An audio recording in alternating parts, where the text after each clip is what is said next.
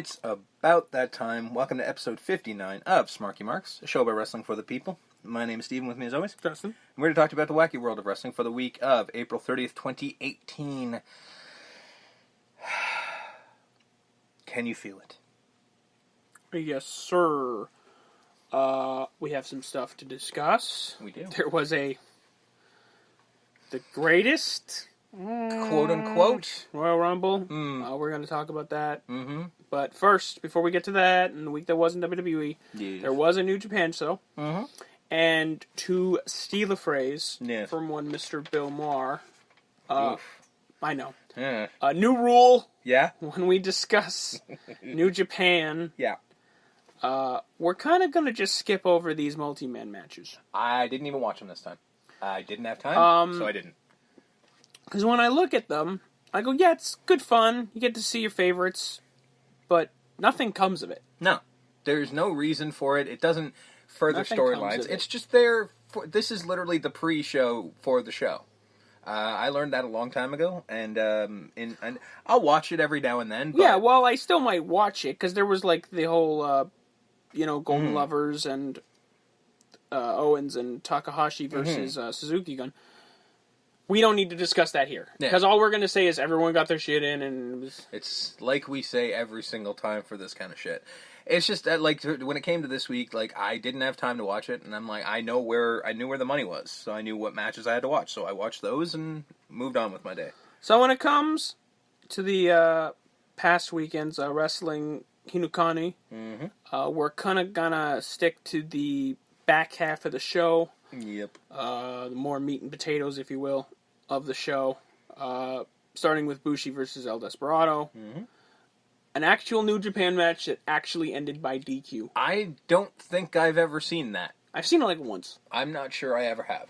At least not that I can remember.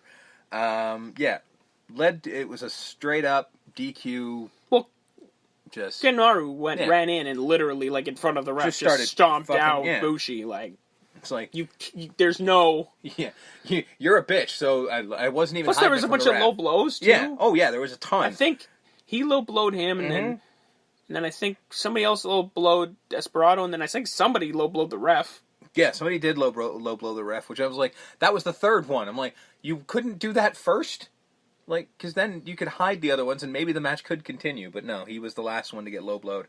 And I think that was when he, like, sort of hobbled to his feet and was like, fuck this, you guys are assholes. I'm done. So that match ends. Decent enough match. Yeah. The one after was actually better.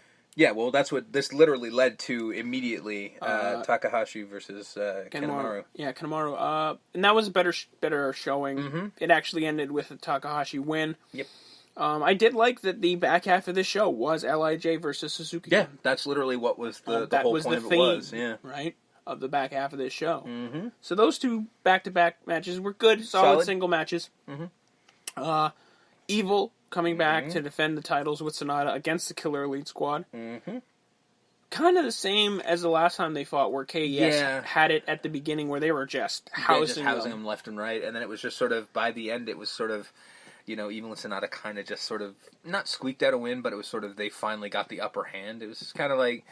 I'm glad to see they won. Yeah, no, it was good to see, but it was just kind of like, wow, you had the same damn match. Shit. Not the exact same. No, but... Because, that last one was literally 90-10. Yeah. This was more 70-30. Yeah, no, it was. Like, they kind of... But, I mean, to me, now, that makes sense. Again, if you're looking from a logic standpoint, I know it's wrestling and logic's crazy to bring into it. Yeah. But you look at someone like KES, like a team like KES, as, as formidable as Evil and Sonata would be, they're called the Killer Elite Squad for a reason. They come in there to smash you. So, I like that they let the Killer Elite Squad still look formidable. Yeah. Without getting the win. Yeah, they did. They gave them as much as they could without actually putting it over and giving them the actual win. Yeah, but at least this time, Evil and Sonata kind of looked a little stronger than they did. Plus, it gives Evil and Sonata, now that Evil's healthy, a chance to really go with the belts. Because they never really had that chance, because they had the match, Evil got hurt. They didn't take the titles off them, which I thought was weird, because Evil was out for a while. That is really strange. But now that he's healthy, and I want to see them, I want to see what they can do, because, like I said, in a world where the junior tag division's kind of especially with the Young Bucks moving up to heavyweight, I kind of want to see what the heavyweights can do now, including the Young Bucks. Yeah. You know, like an Evil Sonata Young Bucks match would go off. Oh, that'd be amazing. Great, yeah. I think. I think so. Which maybe might be where they go after this. I would assume that is the plan.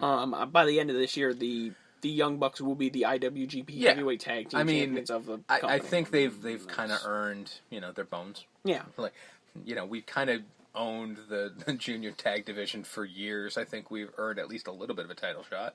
You would think. Main event, obviously, was Tatsuya Naito taking on Minoru Suzuki for the IWGP Intercontinental Championship. This was fucking hilarious and awful at the same time.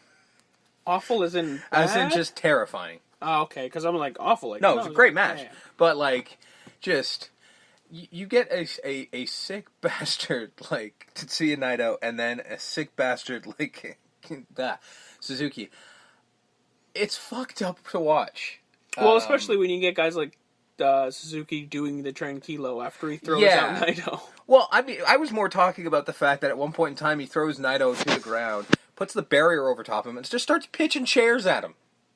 Like, just... No DQ, by the way. Yeah, no DQ, none whatsoever. The refs are literally sitting there just going, hey, get back in the ring, Because what are you going to do? You're going to I'm not going to tell him. Like, I'd just be like, yeah, okay, just please don't kill me. Yeah. It was fucked up.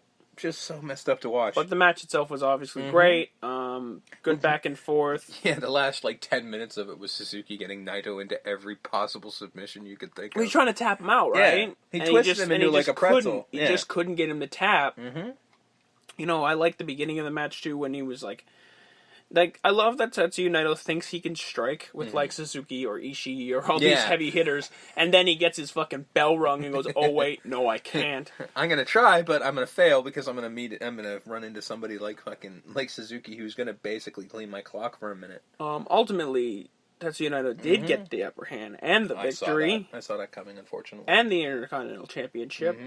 Unfortunate. I thought Suzuki should have had it for a little bit longer, but obviously this night proved that LIJ is better than Suzuki-gun, right? I don't think anyone was because they won the night, right? Yeah. Until the next time, I'm sure. Until the next time. What do you feel about this? That this might be the storyline going forward, that it's going to be LIJ versus Suzuki-gun?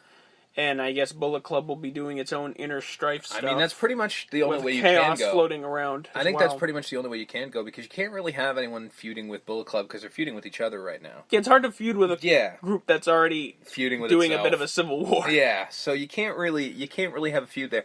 Chaos, unfortunately, is kind of getting left by the wayside. I'd like them to be maybe thrown into the Suzuki Gun LIJ sort of thing, have a triple fucking stable fight. Because they're kind of floating around in nothing, and because there was a minute there where Chaos was going with LIJ, and then it just kind of petered off. I mean, Will Ospreay has a belt that he has to be defending against Kushida. Okada will obviously be still defending his belt against Tanahashi, I think. So it's basically Chaos versus the rest of New Japan. See, oddly enough, you want to look at it. That's the reason I was kind of also disappointed that Naito got the Intercontinental, because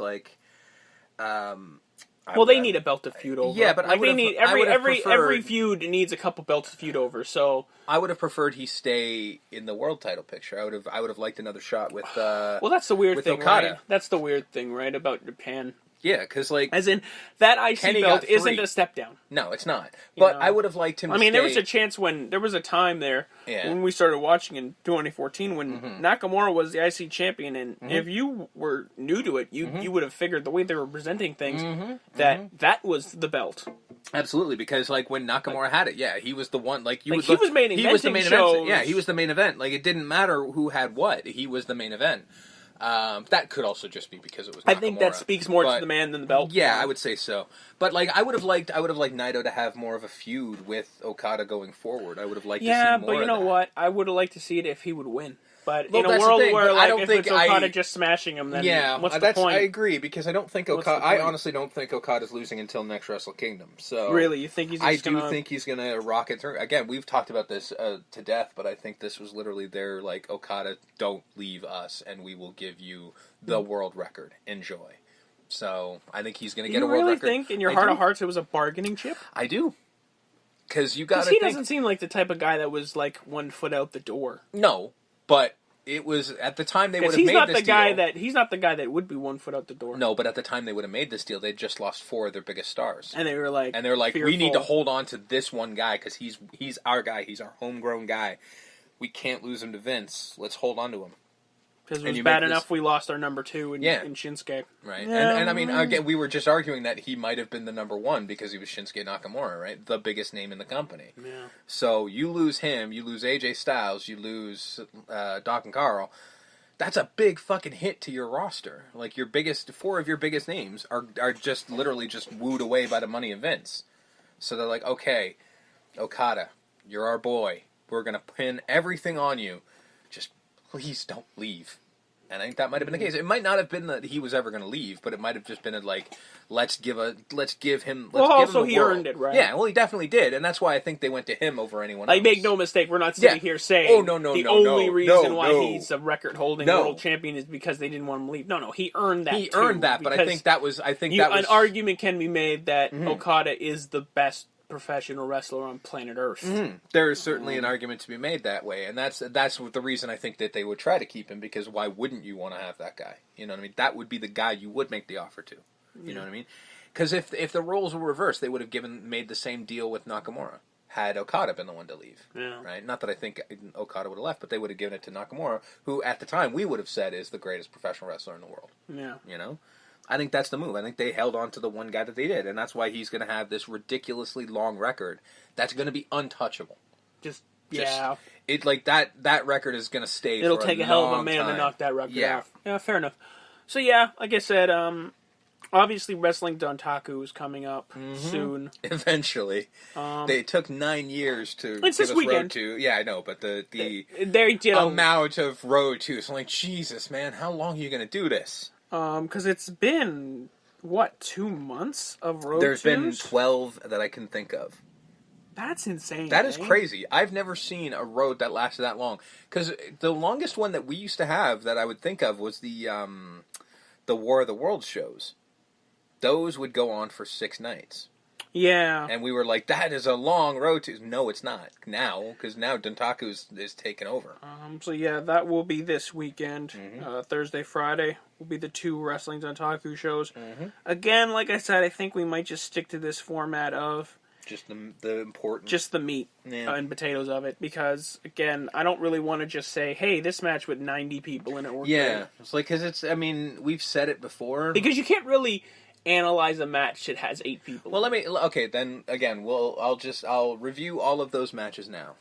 They were good, everyone got their shit in, look cool.